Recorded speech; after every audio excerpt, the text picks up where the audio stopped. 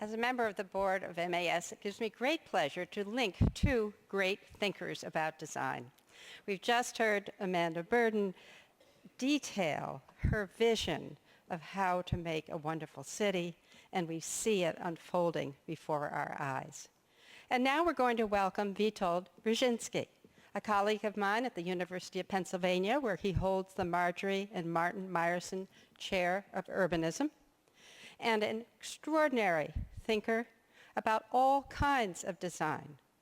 Books on the screw, books on large-scale development in the suburbs, trying to make new urbanism work in the suburbs, books on city life, books on the house. His most recent book, The Makeshift Metropolis, Ideas About Cities, came out last year, and in a few minutes we're going to see yet another one, The Biography of a Building, How Robert Sainsbury and Norman Foster Built a Great Museum. It's going to be a lot of fun now to hear him reflect on the broader themes of design and have you link what you've just heard from Amanda Burden in terms of how she applies design, how he links this to the larger theories of design. So let's welcome Witold. Please come.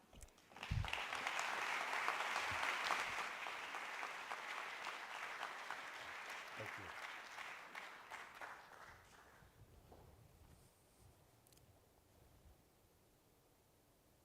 There should be some slides up here.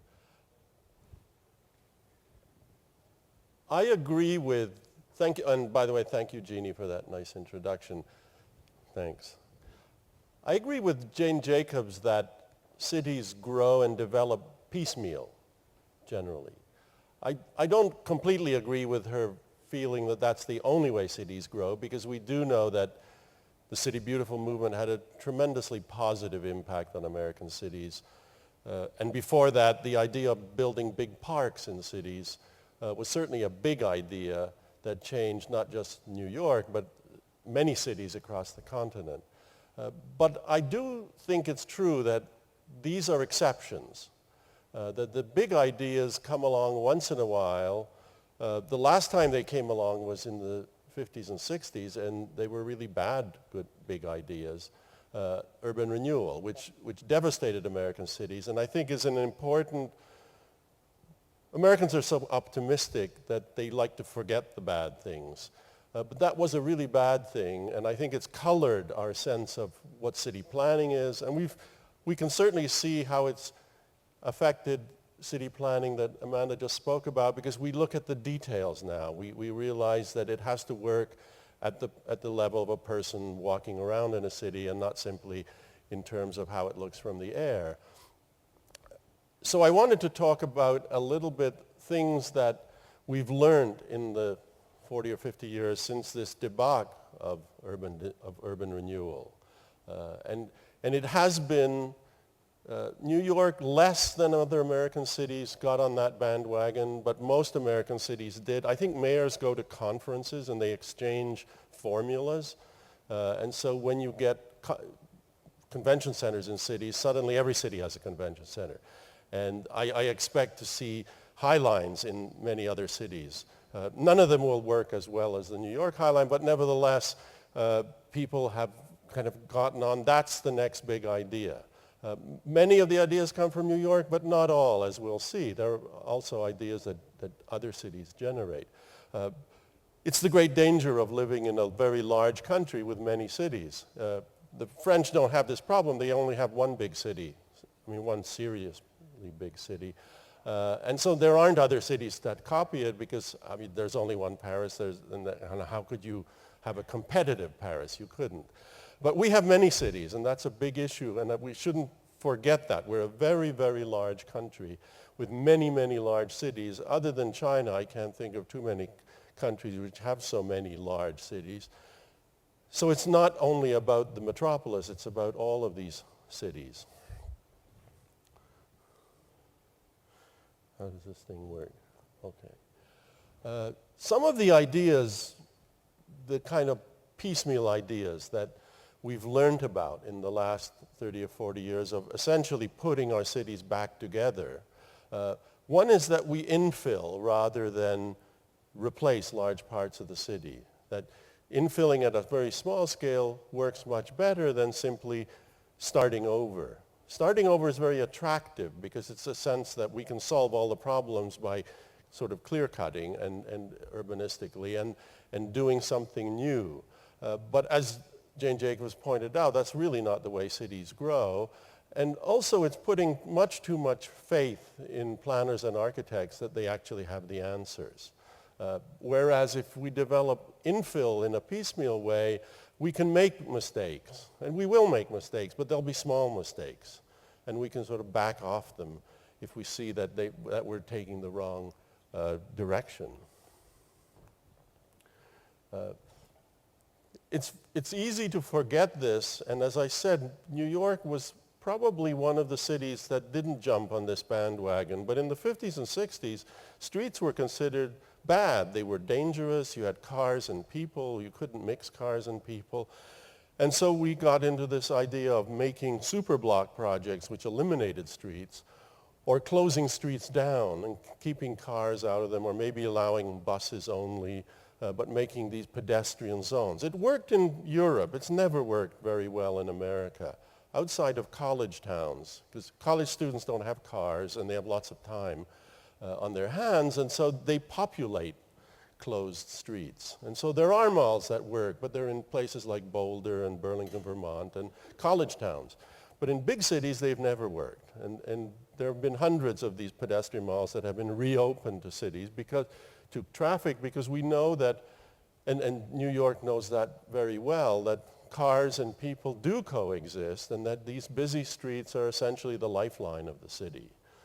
Ed Glazer has written an interesting book recently about city planning and cities, and his point was that cities are all about people making contact. That's really the only raison d'etre for cities. It's not about big architecture, it's not about parks, it's really only about how can people meet other people. And that's what has made cities, he claims, the greatest invention of human civilization. And streets are a terrific way to meet people. They're a much better way than subways and various other things, just sidewalks and streets and the life that goes on in the street. So we've rediscovered that. And an example, for instance, the World Trade Center has put back streets where the original World Trade Center closed streets, and that was considered a good thing. We realized that you don't have to reinvent the street. The street is a wonderful invention. It's been around for thousands of years, and it works. We have to know when to use the right street in the right place and how to design, as we've seen, the details of the street. But it's still a great way of making cities function. Density, New York is, of course, the densest city, among the densest cities in the country. Density is very important in cities because how can you meet people if you're spread out? So the denser a city is, the better a city functions as a city. And again, it wasn't something that we believed all the time, and there was a moment when we felt cities had gotten too dense, and it was probably a kind of inheritance from the industrial period when cities, you had overcrowding in housing, and you really did have too many people, at least on a person per square foot basis. But we've sort of come full circle and realized the more you can build up the density, all things being equal, the better the city is going to function. Parks seem kind of obvious, but if you were to read a planning book from the 50s or 60s, they don't mention parks. Parks were considered a Victorian leftover. They were like gazebos or those quaint bandstands that you would see in a park. Everybody looked at them. There were no bands to play in them, and they were kind of antiques. And New York, to its enormous credit, never, not much anyway, took out parts of the parks. Brooklyn, not at all. Prospect Park, Central Park a little bit. There's a little too much intrusion with the museums and various things. But you didn't build a golf course there, or you didn't build a dumping ground for the maintenance department of the city, all of which has happened in other Olmsted parks in other cities.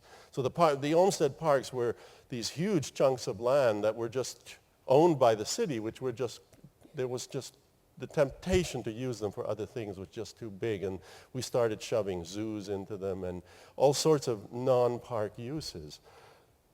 So for a long time, parks were really not part of the city. They were just leftovers. And I think this, partly caused by the restoration of Central Park, we rediscovered parks. And it also has to do that we changed. This is not a vindication of Olmsted's idea, because Olmsted was not an environmentalist. He saw parks very differently than the way we use them today. And so it has a lot to do with Americans themselves changing, and this awareness of the environment, this interest in the natural environment, the interest in physical well-being, jogging, all those things that take place in parks. So it's really a confluence of the parks being there from the Victorian period, and then a culture which suddenly rediscovers all these pleasures and invents new pleasures. The variety of things in Brooklyn Bridge Park is astounding. You don't find that in the old parks. And so parks have become a big part of cities, and new parks are cropping up in virtually every American city. Major city is building parks. Not as big as the Olmsted parks, because land is just too expensive, but large chunks of parks. And this is only in the last couple of decades. So I don't believe that parks are a way of sort of to recreate urbanism. It's not a new kind of urbanism, but it's an ingredient of a city that has become very important. I mean, peripheral, but sort of by the way, the other ingredient of being a successful city is having a place to go mountain climbing not too far away. You don't have that.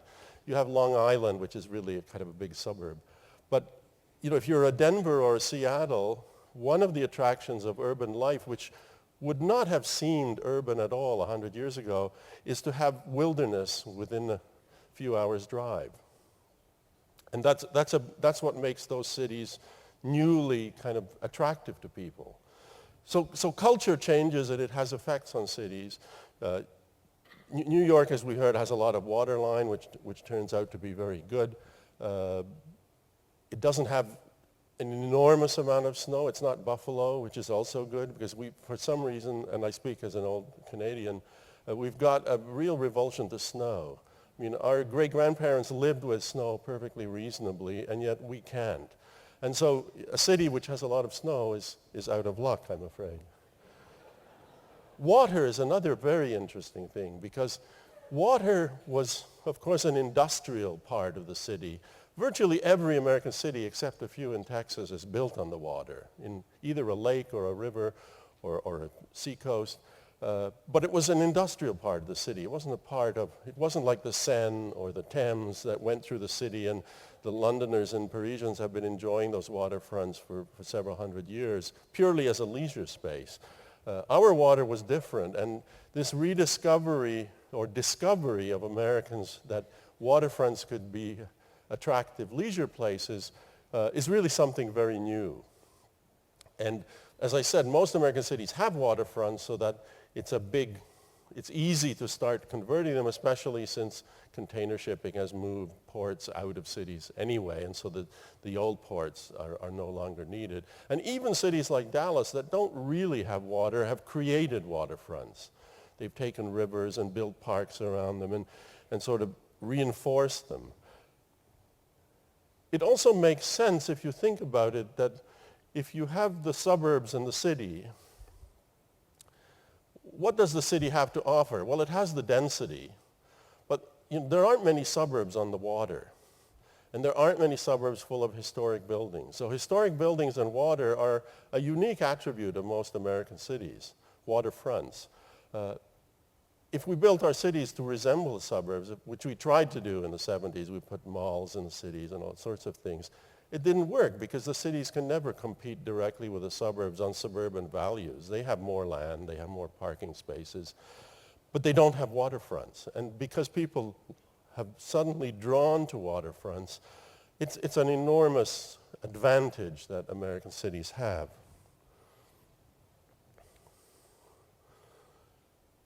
Shopping, we are an entrepreneurial society, and shopping is terrifically important. And again, we've rediscovered that, because if you look at the plans of the 60s, it was all about housing, and there was just housing. Those huge, enormous housing projects didn't have one store in them, because that was not what they were about. They were about residential. Or you got cultural centers, and you only had culture in them. You wouldn't have anything else. Or you got sports places, which was just these huge stadiums and nothing else. But we shop all the time, and it's not a bad thing.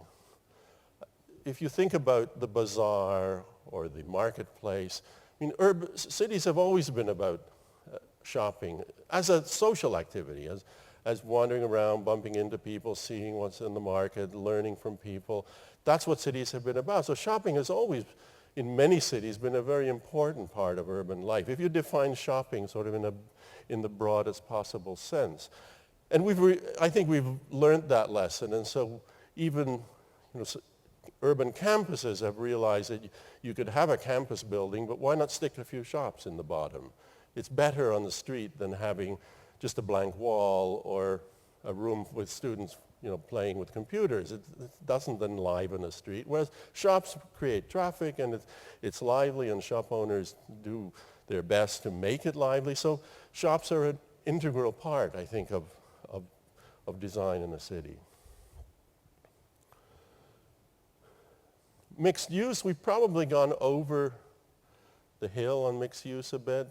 Everything is mixed use, as if it were kind of a magic bullet. Well, it isn't, and it's very hard to do good mixed use, but it is true that mixing functions, while complicated and expensive, creates a livelier city.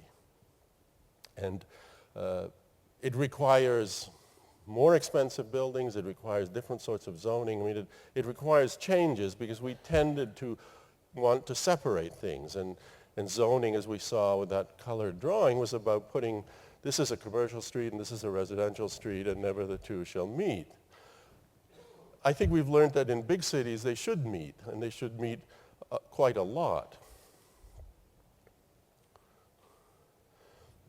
History, I don't mean here about historic preservation. That's a whole separate issue of preserving our heritage and so on. But rather the idea that cities that have old and new things in them are more interesting places. And the old things may be important old things, or they just might be old things. They're not necessarily great monuments of the past, but having the past as well as the present is very important to a city. And the dream of architects and planners was to make cities that were completely new. And it looked good on paper, but we know from experience that very large environments that have nothing from the past are sterile, even if they're quite beautiful in many ways. They just don't have the layers of history, and they don't have the reminders of the past. Never mind the economic issue that old buildings tend to be cheaper than new buildings, so they can support different kinds of economic activities. So I think more developers rather than citizens that rediscovered this, and they started saving buildings, not because they cared so much about history, but rather they realized that people like to see bits of old brick walls and loft-type buildings where you see the old beams and structure and so on. In some cases, of course, that some of the history is artificial, but I mean, if you don't have it, it's still, you want to recreate it. And it's a kind of false history in a way, but that's kind of snobbish. You happen to live in a very old city, so you have lots of old buildings. If you live in a new city, you don't. So you may have to recreate them in some way. So I have seen loft housing in new cities that's brand new. They're not industrial buildings, they're brand new buildings, but it allows somebody in Minneapolis or somewhere to live in a loft building because they read about New Yorkers doing that.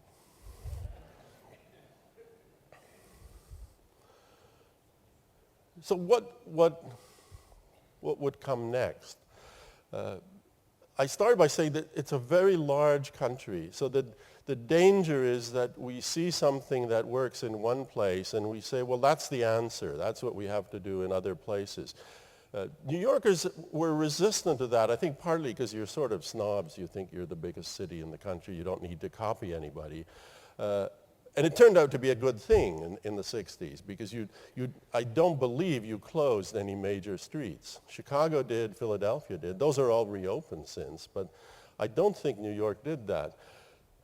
But certainly people look to New York, and if something works in New York, it tends to migrate to the rest of the country. Incidentally, waterfronts really started in San Francisco. Fisherman's Wharf was one of the first places that realized if you had old buildings, not historic, just old buildings and a waterfront, that was a formula for commercial success. And the very first projects in the Fisherman's Wharf area really, and this we're talking about, I think, the late 60s, maybe even a bit earlier than that, discovered that and created then something which other cities could learn from and other cities followed. So the danger, I think, is to look for formulas. I think it's much more important, as Amanda said, to actually study situations and to look at details and try to figure things out, what actually works for us. I don't think putting lawn chairs in the middle of the streets is going to work in a lot of American cities. But in this city it works because it's so dense and nobody has even a balcony to sit on. And so people will go on the street. So it makes sense here, but it might not make sense in other places and vice versa. So this piecemeal approach is less dramatic and it requires sort of more work in a way because you can't simply apply big ideas. But in the end, I think it's much more successful. Thank you.